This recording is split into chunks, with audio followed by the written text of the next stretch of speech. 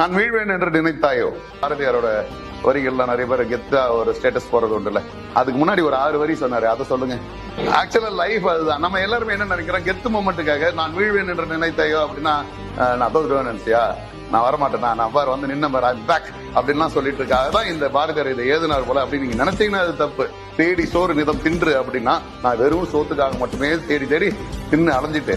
பல சின்ன சின்ன கதைகள் பேசி, அதாவது குட்டி குட்டி கதையெல்லாம் பேசி மனம் வாடி துன்பமிக உழன்று